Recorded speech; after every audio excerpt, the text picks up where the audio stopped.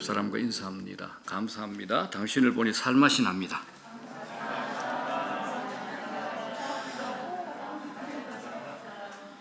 네, 감사합니다. 제가 지난주까지 위드 코로나 했다가 이게 위드 코로나가 아니지, 우리 위드 갓이지 싶어서 제가 바꿨습니다. 그죠? 하나님 함께죠. 감사합니다. 감사가 가져다주는 기적이라는 제목으로 말씀 전합니다. 은혜의 간증 감사합니다. 간증은 하나님께서 우리를 인도하시는 방법을 배우게 되는 삶의 이야기인데, 간증의 대부분이 하나님께서 간증하는 그 사람을 목표로 하고 계신다는 것을 우리가 알게 됩니다. 대부분 많은 사람들이 삶이 고단하고 힘들면 너 때문에, 환경 때문에라고 다른 사람을 탓하고 환경을 탓합니다.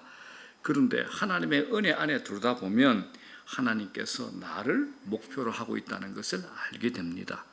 깊은 은혜를 경험하고 영적으로 여물어지니까 문제가 작아 보이고 하나님이 크게 보이고, 또 하나님과 함께하는 그 힘과 능력을 가지고 능히 이기게 되는 이 이야기가 우리 삶의 간증의 스토리가 됩니다. 자, 오늘 감사주일입니다. 감사가 뭐냐 했을 때 저는 안전벨트와 똑같다라고 얘기를 하고 싶습니다. 운전할 때 안전벨트 귀찮게 여겨질 때 참 많습니다. 매지 않아도 별일 없는 것 같습니다. 그런데 왜 안전벨트를 매야 될까요? 언제 사고가 날지 모르기 때문입니다. 사고가 없을 때는 괜찮은데 사고가 나면 이 벨트를 맨 거 안 맨 거 큰 차이가 납니다. 그래서 안전벨트는 기본의 안전수칙입니다. 감사를 생각해도 그렇습니다. 감사를 하지 않아도 그럭저럭 살아갑니다. 그런데 삶에 문제가 터지면 여러분 다릅니다. 평소 감사의 삶을 살아온 사람들은 금방 회복됩니다. 그런데 감사의 삶을 살아오지 않는 사람은 그 시간과 문제의 충격으로 굉장히 오래 아파하고, 어떤 분들은, 많은 분들은 주저앉는 것을 봅니다. 그렇기 때문에 평소 감사의 삶을 산다는 것은 굉장히 중요합니다. 여러분, 생각보다 감사는 우리 삶의 여러 곳에 연결이 되어 있습니다. 감사가 감사로만 끝나지 않습니다. 감사의 삶을 살면 줄줄이 따라오는 것이 있습니다.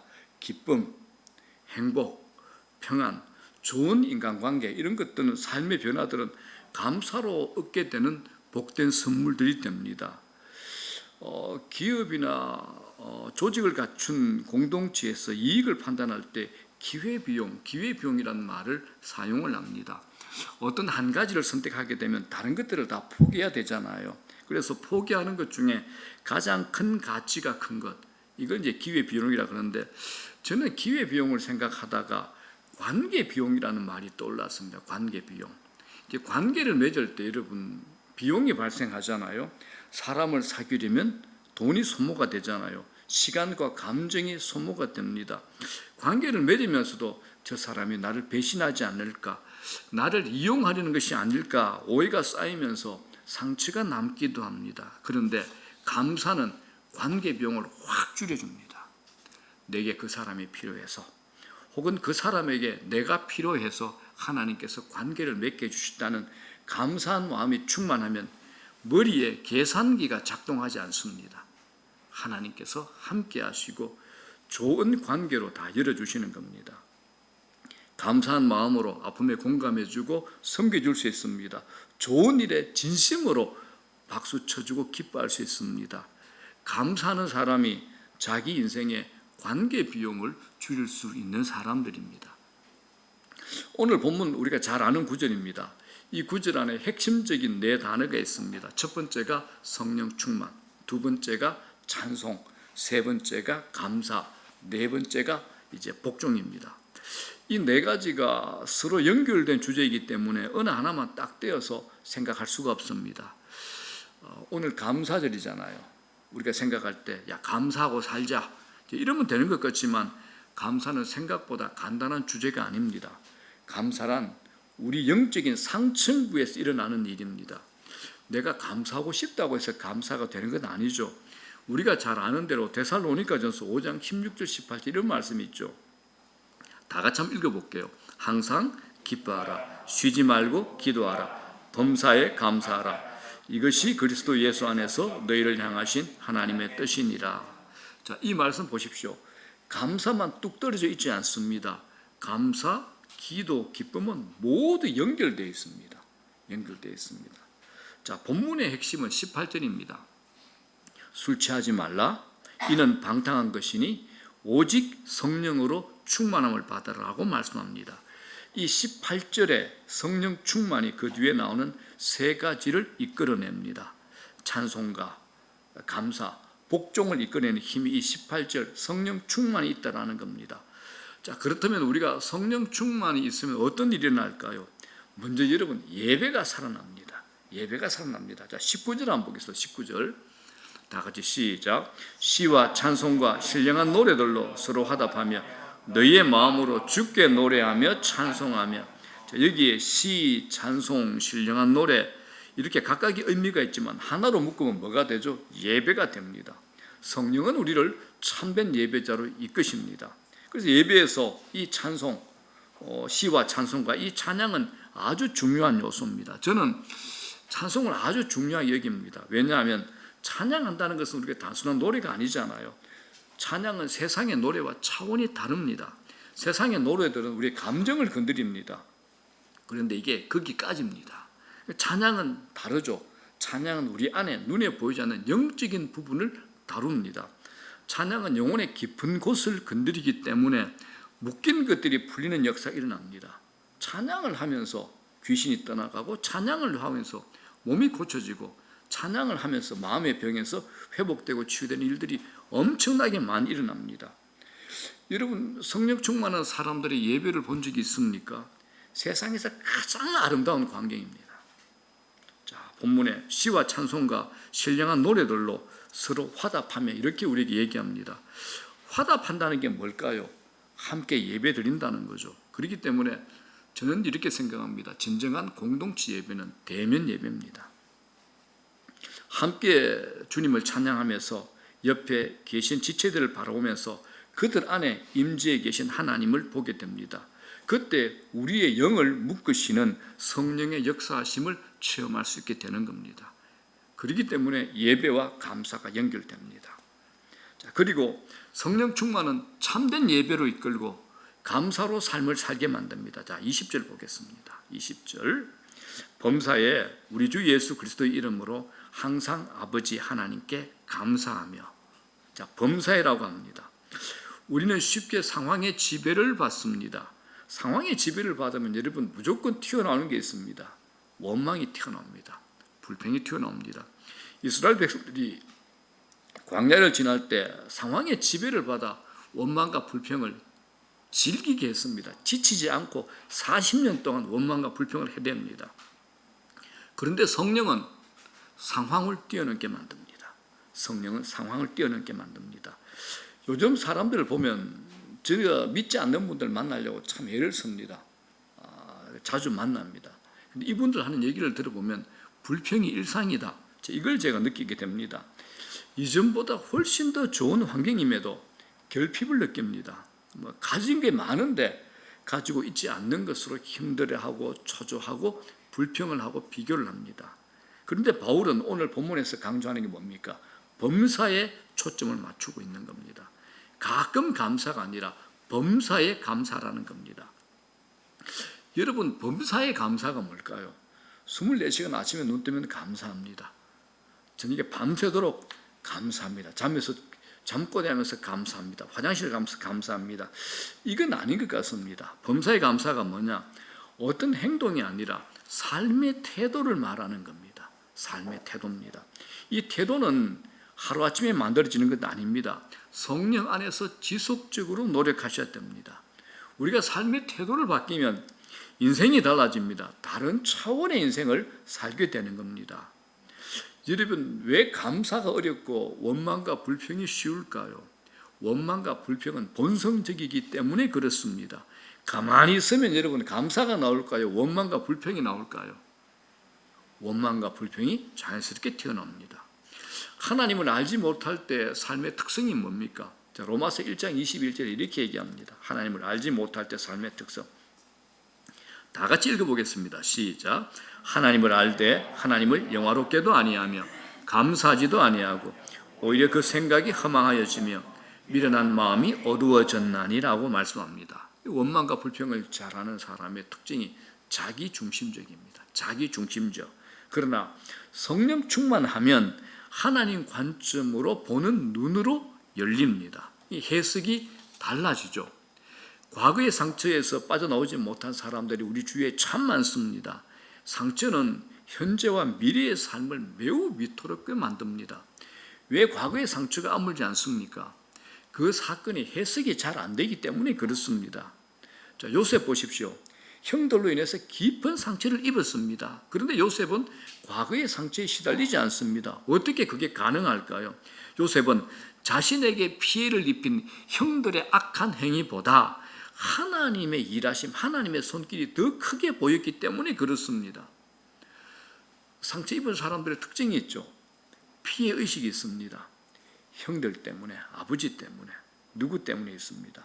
어떤 분들은 부모에 대한 피해의식이 일평생 사라지지 않는 분들 제가 많이 봅니다.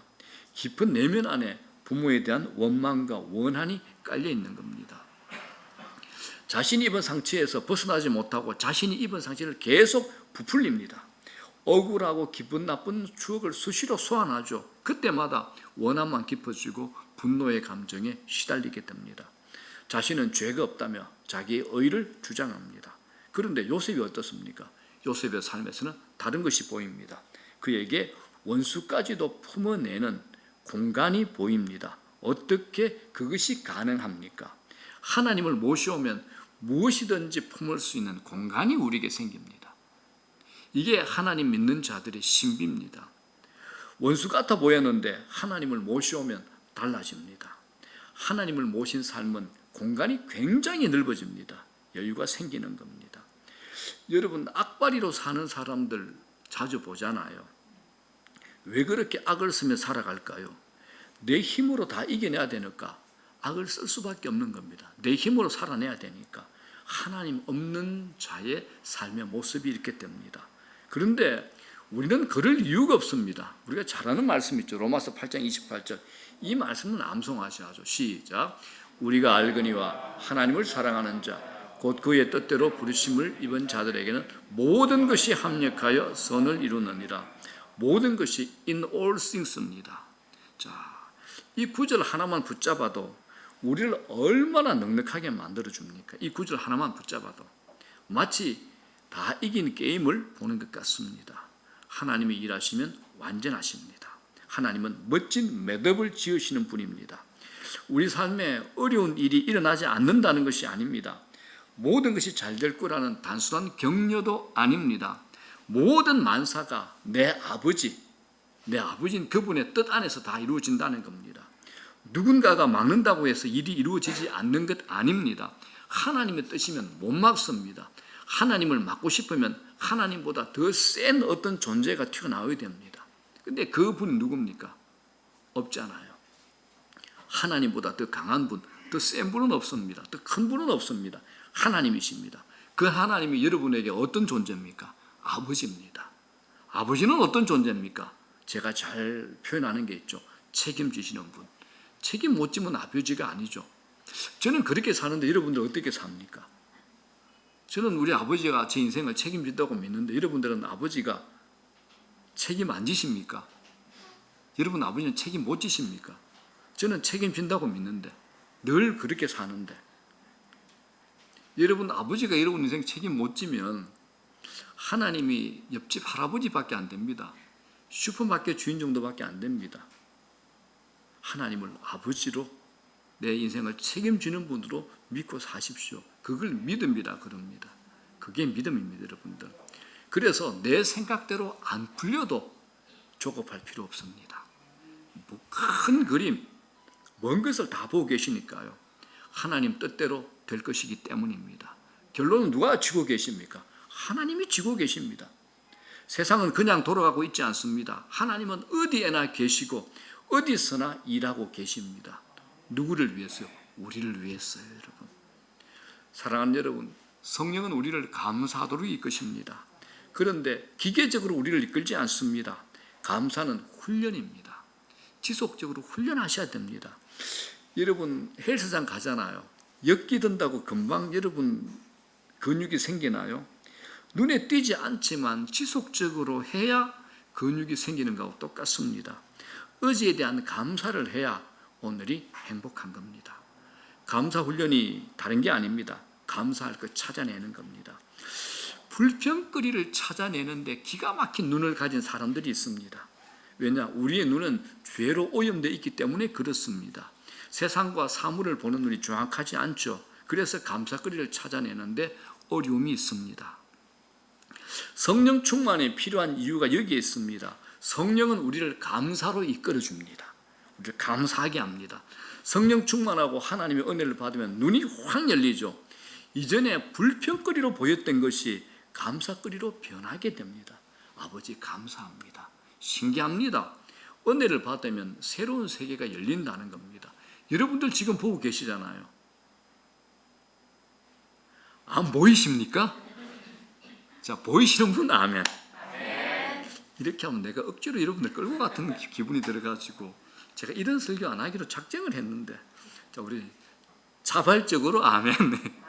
감사합니다. 자, 오늘은 제가 여러 순서가 있어서 제가 설교를 굉장히 줄였는데 너무 빨리 끝났다. 그래도 끝을 내겠습니다. 뒤에 또 우리 선아 집사님께서도 이쁜 간증이 있기 때문에. 자, 우리 일상에서 감사 훈련할 때 중요한 게 뭔가? 첫 번째, 지금 감사하는 겁니다. 지금 감사합니다. 어떻게 되면 만일이라는 조건 다시면 안 됩니다. 지금 감사하는 게 중요합니다. 지금 감사하지 못하면 여러분 앞으로도 못합니다. 감사는 미루면 안 됩니다. 현재 상황에서 감사하지 못하면 조건이 좋아져도 감사할 수 없습니다. 오늘의 감사가 내일을 엽니다. 두 번째, 또 하나 중요한 것, 작은 일에도 감사하는 겁니다. 감사 잘하는 사람 보십시오. 작은 일에도 감사합니다. 작은 일에 감사해야 일상의 감사가 됩니다. 작은 일의 감사가 기적을 일으키는 대표적인 거 있죠. 예수님께서 작은 보리떡 5개, 작은 물고기 2마리 가지고 손에 들고 하나님께 감사 기도를 드렸습니다. 그랬더니 베세다 광야에서 남자 장정만 5,000명이 먹고도 12광주리가 남는 그런 역사를 일으키신 겁니다. 감사를 바탕으로 이루어짐을 우리에게 주님께서 친히 보여주신 겁니다. 감사한 겁니다. 작은 것을 감사하게 될 때 큰 일이 일어납니다. 큰 일을 통해 감사하려고 하면 여러분 평생 못할 수 있습니다. 우리의 삶이 작은 것으로 다 이루어지잖아요. 작은 일에 웃고 웁니다. 일상에서 감사를 찾아낸다면 매 순간 감사가 넘칠 수 있습니다. 성령은 우리를 작은 일에도 감사를 깨닫게 하십니다. 작고 미세한 것에서도 성령께서 우리에게 감사를 깨닫게 하십니다. 평소에 한 끼 식사에 감사가 없잖아요. 그런데 어느 순간 깊은 깨달음이 오면 맛을 느끼고 소화가 된다는 사실에 하나님께 감사하게 됩니다. 지금 여러분들이 살아있다는 사실에 감사해 보십시오. 이렇게 예배드리고 있다는 것에 감사해 보십시오. 감사의 나무를 한 그루 한 그루 심다 보면 나중에 감사의 숲을 이루게 될 겁니다. 사랑하는 여러분, 지금은 실패와 아픔이 어느 때보다 많을 수 있는 시간을 우리가 지나고 있습니다. 우리도 자칫하면 원망과 불평으로 시간 소비할 수 있습니다. 이때 우리가 할 일은 어느 해보다 어느 때보다 감사의 제목을 더 열심히 찾아보는 겁니다. 한번 적어보십시오. 감사는 구체적으로 하셔야 됩니다. 성령 충만하면 감사 충만합니다. 목사님, 난 늘 감사합니다. 그분 성령 충만하신 분입니다. 저는 감사가 없어요. 너무 은혜스러워요. 미안합니다. 거짓말입니다. 범사에 감사하는 삶, 이렇게 표현하고 싶습니다. 무적 인생입니다. 적수가 없을 겁니다. 무엇이든지 감사로 시작하고 감사로 매듭을 짓는 그리스도인들 되시기를, 여러분 되시기를 이 감사주일 주의 이름으로 축원합니다.